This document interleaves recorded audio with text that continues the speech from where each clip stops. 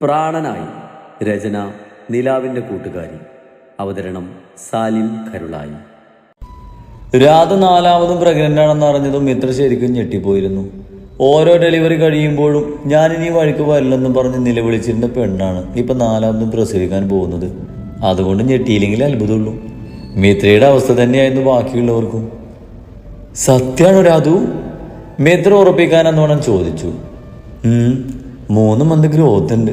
Periods correct അല്ലാത്തത് കൊണ്ട് ശ്രദ്ധിച്ചില്ലായിരുന്നു. Doubt തോന്നി ചെക്ക് ചെയ്തതാ. അപ്പോഴാ അറിയുന്നത്. ചെറുനാണം ചാലിച്ച പുഞ്ചിരിയോടെ രാധു കണ്ണൻ്റെ മടിയിൽ നിന്നും കുഞ്ഞിനെ എടുത്ത് സ്വന്തം നെഞ്ചിലേക്ക് ചേർത്ത് പിടിച്ചുകൊണ്ട് പറഞ്ഞു, എടി ഭയങ്കരി, നീ ശരിക്കും പറഞ്ഞതായിരുന്നല്ലേ? മിത്ര രാധുവിനെ നോക്കി ചോദിച്ചു. എന്ത്? പെട്ടെന്ന് ഒന്നും മനസ്സിലാകാതെ രാധു സംശയത്തിൽ ചോദിച്ചു. അല്ല, മുൻപ് ധ്യാൻ ചേട്ടൻ്റെ പിറകെ നടക്കുമ്പോൾ നീ പറയാറുണ്ടായിരുന്നല്ലോ, നിന്റെ മാഷിനെ തന്നെ കെട്ടി അങ്ങയുടെ 5-6 കൊച്ചുങ്ങളെ പ്രസവിച്ച് അതുങ്ങളെ കൊണ്ട് ധ്യാൻ ചേട്ടനെ അച്ഛന്ന് വിളിപ്പിച്ച് പ്രതികാരം വീട്ടുന്നു. അങ്ങനെ 5-6 കൊച്ചുങ്ങൾ വേണമെന്നൊക്കെയായിരുന്നു ആഗ്രഹം. മുഖത്തിരി സങ്കടം വരുത്തിക്കൊണ്ട് രാധു പറഞ്ഞതും മിത്ര പിന്നെ എന്ത് പറ്റിയെന്ന ഭാവത്തിൽ രാധുവിനെ നോക്കി. എന്ത് ചെയ്യാനാ, ഇതോടെ നിർത്തിയില്ലെങ്കിൽ മാഷിൻ്റെ അച്ഛനും അമ്മയും തിരികെ നാട്ടിലേക്ക് തന്നെ പോകുമെന്ന് പറഞ്ഞു. കൂടെ മാഷും മക്കളെയും കൊണ്ട് പോകുമെന്ന് പറഞ്ഞു. രാധു പറഞ്ഞത് കേട്ട് മിത്രയ്ക്ക് പൊട്ടിച്ചിരിക്കാൻ തോന്നിയെങ്കിലും സ്റ്റിച്ചിന്റെ വേദനയോർത്ത് അവൾ ചിരിയടക്കി കിടന്നു. നിന്റെ മാഷിന്റെ അച്ഛനെ അമ്മയും കുറ്റം പറഞ്ഞിട്ട് കാര്യമില്ല, മക്കളെ നോക്കുന്നത് അവരല്ലേ? ചിരിയടക്കിക്കൊണ്ട് മിത്ര പറഞ്ഞത് കേട്ട് രാധുവളൊന്ന് കൂർപ്പിച്ചു നോക്കി. എന്നാൽ നിന്നെ സമ്മതിക്കണം കേട്ടോ, നിന്റെ ധൈര്യം അപാരം തന്നെ.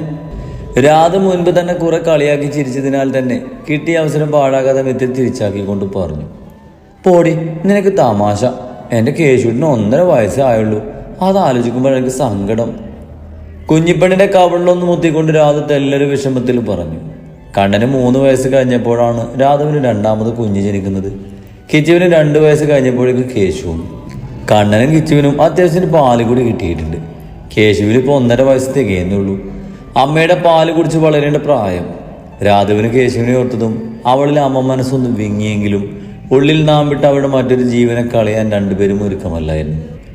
പോട്ടടി, ഇനി സങ്കടപ്പെട്ടിട്ട് കാര്യമില്ലല്ലോ, ഇതൊക്കെ സർവ്വസാധാരണയല്ലേ? മിത്ര ഒരു നിമിഷം സങ്കടം കൊണ്ട് വാടിയ രാധുവിന്റെ മുഖം കണ്ട് അവളുടെ കയ്യിൽ തട്ടിക്കൊണ്ട് പറഞ്ഞു. മിത്ര പറഞ്ഞത് കേട്ട് രാധു ഒന്ന് പുഞ്ചിരിച്ചു. നിനക്ക് കുഴപ്പമൊന്നുമില്ലല്ലോ അല്ലേ? നല്ല വേദന ഉണ്ട് ഇപ്പോഴും? മരുന്ന് കഴിച്ചതുകൊണ്ട് വേദനയ്ക്ക് ഭേദമുണ്ട്.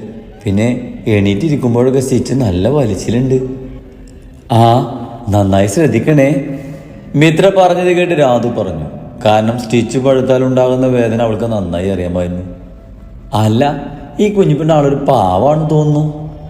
ഇത്ര നേരമായിട്ടും ബഹളം വെക്കാതെ പാവത്തിനെ പോലെ തന്റെ കയ്യിൽ അടങ്ങി കിടന്നുറങ്ങുന്ന കുഞ്ഞിപ്പെണ്ണിനെ നോക്കി രാധു പറഞ്ഞു.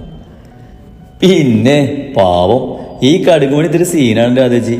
കാണാനൊരു കടുകുമണി വലിപ്പമുള്ളെങ്കിലും ഈ കടുകുമണി വാ തുറന്നാലേ മൈക്ക് സെറ്റ് വരെ തോറ്റുപോകും. ഒരു ഫോൺ കോളിലായിരുന്ന കുഞ്ഞുട്ടൻ അത് കട്ട് ചെയ്ത് വരും വഴി രാധു പറഞ്ഞത് കേട്ട് അവർക്കരികിൽ വന്ന് ചിരിയോടെ പറഞ്ഞ് വാത്സല്യത്തിൽ കുഞ്ഞിപ്പെണ്ണിന്റെ കുഞ്ഞി കയ്യിൽ ചുംബിച്ചു. അതെ, നേരം പുലരുവോളം ഇച്ചായനെയും അമ്മയും ഉറങ്ങാൻ സമ്മതിച്ചിട്ടില്ല. കുഞ്ഞിനെ നോക്കി ചിരിയോടെ പറയുന്ന മിത്രയെ രാധു നോക്കി. ഒരു കുഞ്ഞില്ലാത്തതിന്റെ പേരിൽ ഒത്തിരി സങ്കടപ്പെട്ടവൾ തനിക്ക് കുഞ്ഞുങ്ങൾ ഉണ്ടാകുമ്പോൾ അതുപോലെ മക്കൾ അവൾക്ക് നൽകി സങ്കടം മാറ്റണമെന്ന് ഒത്തിരി പ്രാർത്ഥിച്ചിട്ടുണ്ട്. ഈ നാമുഖം ശരീരത്തിലെ തളർച്ചയ്ക്കും വേദനയ്ക്കും ഉപരി സന്തോഷം കൊണ്ട് വിടർന്നു നിൽക്കുന്നത് കാരണം ഈ കുഞ്ഞിപ്പെണ്ണ്. രാധു നിറഞ്ഞ മനസ്സോടെ കുഞ്ഞിന്റെ നെറുകയിലുണ്ട കവളിൽ മുത്തി ആ കടുകുമണിയെ നെഞ്ചോട് ചേർത്തു. കുറച്ചു നേരം കഴിഞ്ഞാണ് രാധുവും ധ്യാനും കണ്ണനും കൂടെ തിരികെ പോയത്. അപ്പോഴേക്കും ജൂലിയെ തിരികെയാക്കി ഡാനിയും വന്നിരുന്നു. നിങ്ങൾ ജോലിക്കൊന്നും പോകുന്നില്ലേ? തനിക്കരികിലിട്ട ചെയറിലിരുന്ന് ഫോൺ നോക്കുന്ന ഡാനിയെയും കുഞ്ഞുട്ടിനെ നോക്കി മിത്ര ചോദിച്ചു. ഇല്ല, ഞങ്ങളിനി കുറച്ച് ദിവസം ലീവാ. മൂരി നിവർന്നുകൊണ്ട് കുഞ്ഞുട്ടൻ പറഞ്ഞത് കേട്ട് മിത്ര അവരൊന്ന് സംശയിച്ചു നോക്കി. ഞങ്ങൾക്ക് ഞങ്ങളുടെ കുഞ്ഞുമണിയെ കണ്ട് കൊതി തീർന്നിട്ടില്ല. അതുകൊണ്ട് ചേട്ടത്തിയെ ഡിസ്ചാർജ് ചെയ്യുന്നവരെ ഞങ്ങളിവിടെ ഉണ്ടാകും. മിത്രയെ നോക്കി പല്ലടിച്ചുകൊണ്ട് ഡാനി പറഞ്ഞു. ഉച്ചയാവാനായതും മിത്രയുടെ വീട്ടിൽ നിന്നും എല്ലാവർക്കുള്ള ഫുഡുമായി മിത്രയുടെ 2 ഏടത്തിമാരും മക്കളെയും കൂട്ടി വന്നിരുന്നു. കുഞ്ഞുങ്ങൾക്കൊക്കെ കുഞ്ഞിപ്പെണ്ണ കണ്ട അത്ഭുതമായിരുന്നു.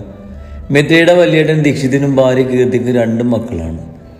ആദർവ് ദേവത എന്ന 5 വയസ്സുകാരൻ അപ്പൂട്ടനും 3 വയസ്സുകാരൻ ആദവ് ദർശൻ എന്ന ദേവൂട്ടനും. അവളുടെ കുഞ്ഞേട്ടൻ ദേവനും ഭാര്യ വീണുക്ക് 2 മക്കള്. 4 വയസ്സുകാരൻ ഹർഷും 2 വയസ്സുകാരൻ ഹൃദിക്കും. 4 നല്ല വികൃതികളാണ്. കുഞ്ഞിപ്പെണ്ണെ തൊടാനും അരികിലിരിക്കാനും ഒക്കെ ബഹളമായിരുന്നു. അവിടെയൊക്കെ ബഹളം കേട്ട് അതൊന്നും ഇഷ്ടപ്പെടാതെ കുഞ്ഞിപ്പെണ്ണ് വലിയ വായിൽ കരച്ചിൽ തുടങ്ങിയതും അധികം അവളെ മക്കളെ കൊണ്ട് നിൽക്കാതെ വീണ 4 പേരെയും കൊണ്ട് അവിടുന്ന് പോയിരുന്നു. രാത്രിയായാൽ കുഞ്ഞിപ്പെണ്ണിന്റെ കരച്ചിൽ കാരണം അവളെ എടുത്തുകൊണ്ട് നടക്കണം. കൂടെ മിത്രക്കൊന്ന് എഴുന്നേൽക്കാൻ പോലും ആരുടെയെങ്കിലും സഹായം വേണം. മോഹിനിയെ കൊണ്ടും രവിയെ കൊണ്ടും മാത്രം 2 പേരെയും നോക്കാൻ ഒക്കില്ലെന്ന് അറിയാവുന്നത് കൊണ്ട് അന്ന് രാത്രി അവരുടെ കൂടെ നിൽക്കാൻ കീർത്തിയും വന്നു. പകലിടക്ക് കുഞ്ഞു കരയുമ്പോൾ ഡാനിയും കുഞ്ഞുണ്ടും എടുത്തുകൊണ്ട് നടക്കും. ചൂടുണ്ടായാൽ കുഞ്ഞിപ്പെണ്ണ് കരയാതെ കയ്യിൽ കിടന്ന് എത്ര നേരം വേണേലും കിടന്നോളും.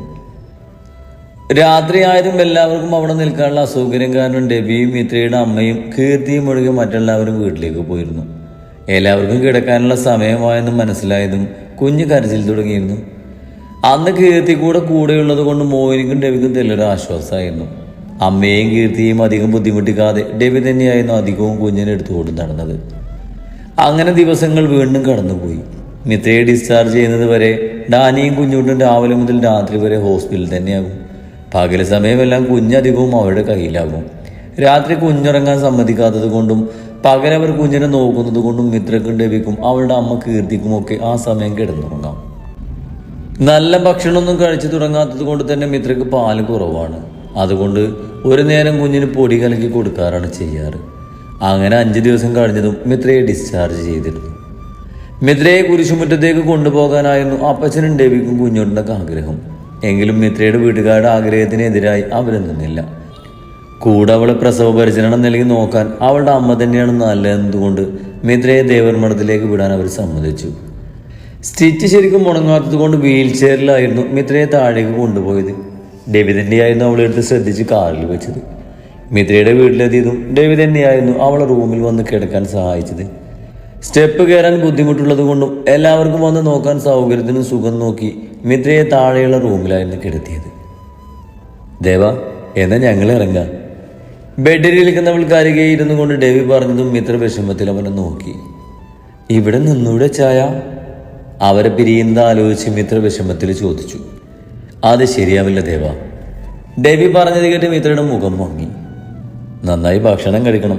സ്റ്റിച്ച് ഉണങ്ങുന്നത് വരെ മരുന്നും കഴിക്കണം. മടി കാണിക്കരുത് കേട്ടോ. രവി പറഞ്ഞത് കേട്ട് മിത്ര അനുസരണയോടെ തലയാട്ടി. ഞാൻ ശ്രദ്ധിച്ചോളാം. ഇച്ചാന് എന്നും വരണേ. രവിയെ നോക്കി മിത്ര പറഞ്ഞതും അതിനൊന്ന് മൂളി അവളുടെ നെറുകയിലൊന്ന് ചുംബിച്ച് യാത്ര പറഞ്ഞവൻ ഇറങ്ങി.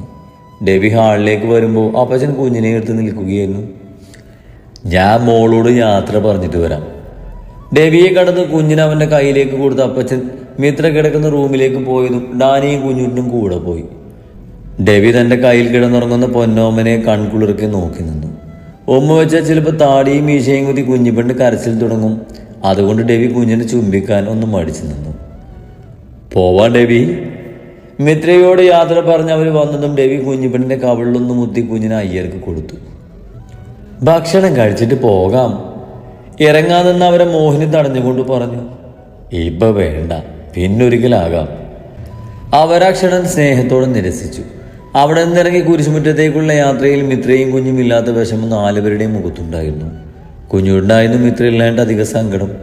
കുഞ്ഞുണ്ടിന് ഇത്രക്കും വളർന്നു വലുതായിട്ടും മിത്രക്കും മാത്രം അവൻ ഇപ്പോഴും കുഞ്ഞാണ്. ആ സ്നേഹവും പരിഗണനയും അവൻ എപ്പോഴും അവളിൽ നിന്ന് കിട്ടുമായിരുന്നു. അതുകൊണ്ട് തൻ്റെ മരിച്ചുപോയ അമ്മച്ചിയുടെ സ്ഥാനമായിരുന്നു അവനുള്ളിൽ അവൾക്ക്. അതുകൊണ്ട് തന്നെ അവളില്ലായ്മ അവനെ വല്ലാതെ വിഷമിപ്പിച്ചു. കുരിശുമുറ്റത്തെത്തിയതും വേഗം ഫ്രഷായി ഭക്ഷണം പോലും കഴിക്കാതെ രവി ബെഡിലേക്ക് കിടന്നു. അവളില്ലായ്മ ആ റൂമിൽ ശൂന്യത നിറച്ചുവെങ്കിലും അത്രയും ദിവസത്തെ ക്ഷീണം കാരണം കിടന്നപാട് രവി വേഗം തന്നെ ഉറങ്ങിപ്പോയിരുന്നു. കരയുന്ന കുഞ്ഞിനെ പതിയെ കയ്യിലിട്ട് ആട്ടി പാല് കൊടുക്കുകയാണ് മിത്ര. പാല് കുറവായത് കൊണ്ട് തന്നെ വയറ് ഫുള്ള് നിറയാത്ത ദേഷ്യത്തിൽ കുഞ്ഞ് വാശി പിടിച്ച് കരയുകയാണ്. മിത്ര കുഞ്ഞിനെ ഉറക്കുന്നത് നോക്കി കുട്ടിപ്പട്ടാളങ്ങളെല്ലാം അവളുടെ ബെഡിലിരിപ്പുണ്ട്. കുഞ്ഞിപ്പെണ്ണ് എടുത്തിരിക്കാൻ വേണ്ടി വന്നിരിക്കുന്നതാണ്. പക്ഷെ കുഞ്ഞിപ്പെണ്ണ് ഫുള്ള് വാശിയിലായതുകൊണ്ട് അതിന് പറ്റാത്ത നിരാശ എല്ലാവരുടെയും മുഖത്തുണ്ട്. കുറച്ച് കഴിഞ്ഞതും ഒരുവിധം കരച്ചിലടക്കി കുഞ്ഞുറങ്ങിയതും മിത്ര ആശ്വാസത്തിൽ കുഞ്ഞിനെ മോഹിനിയുടെ കയ്യിലേക്ക് കൊടുത്തതും മോഹിനി കുഞ്ഞിനെ ബെഡിലേക്ക് കിടത്തി. മിത്രയെ പതിയെ താങ്ങി പിടിച്ച് അവളെയും ബെഡിലേക്ക് കിടത്തി കൊടുത്തു. കുഞ്ഞിപ്പെണ്ണിന് ചുറ്റുമിരിക്കുന്ന മക്കളെ ചെറു ചിരിയോടെ നോക്കിക്കിടക്കുന്ന മിത്രയെ മോഹിനി വിളിച്ചു. എന്താ അമ്മേ? മിത്ര സംശയത്തിൽ അവർ തലചരിച്ച് നോക്കിക്കൊണ്ട് ചോദിച്ചു. അത് പിന്നെ വന്നിട്ട് ഇത്രയും നേരായില്ലേ? കുഞ്ഞിന് അമ്മയെ കാണിച്ചില്ലല്ലോ, കാണിക്കണ്ടേ? മിത്രയുടെ പ്രതികരണം എന്താകുന്നു പേടിച്ച് തെല്ലൊരു പേടിയോടെ മോഹിനി മിത്രയോട് ചോദിച്ചു. വേണ്ട, പാട്ടിക്ക് എൻ്റെ മോളെ കാണിച്ചു കൊടുക്കണ്ട. ദേഷ്യത്തിൽ തന്നെ മിത്ര പറഞ്ഞു.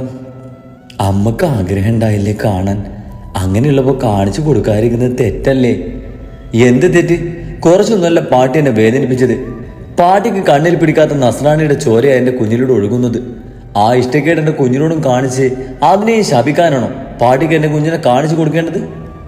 തെല്ലും ദേഷ്യം കുറക്കാതെ മിത്ര മോഹിനിയോട് ചോദിച്ചു. അവർ കിടക്കുന്നതിൻ്റെ അരികിലുള്ള റൂമിലാണ് പാട്ടിയും കിടക്കുന്നത്. മിത്രയുടെ ഉയർന്ന ശബ്ദം അവരും കേട്ടിരുന്നു. ചെയ്തതും പറഞ്ഞതുമായ തെറ്റോർത്ത് അവരുടെ കണ്ണുകൾ നിറഞ്ഞൊഴുകി. മിത്ര പറഞ്ഞത് ശരിയായതുകൊണ്ട് തന്നെ മോഹിനി പിന്നെ കൂടുതലൊന്നും പറയാൻ നിന്നില്ല. മോഹിനി പോയിട്ടും മിത്രയുടെ ദേഷ്യം തെല്ലുപോലും കുറഞ്ഞിരുന്നില്ല. പാട്ടി ആ പേര് ആലോചിക്കുന്നത് പോലും അവളുടെ ദേഷ്യം ഇരട്ടിയാക്കി. പക്ഷേ സുഖമായിട്ട് കയറാൻ തുടങ്ങുന്ന കുഞ്ഞിനെ നോക്കിയതും ആ കുഞ്ഞു മുഖം അവളുടെ ഉള്ളിലെ ചൂടിനെ മാറ്റി. തൻ്റെ എന്തിനുള്ള മരുന്നാണത്? ആ കുഞ്ഞു മുഖത്തേക്ക് നോക്കി അവളൊന്ന് പുഞ്ചിരിച്ചു.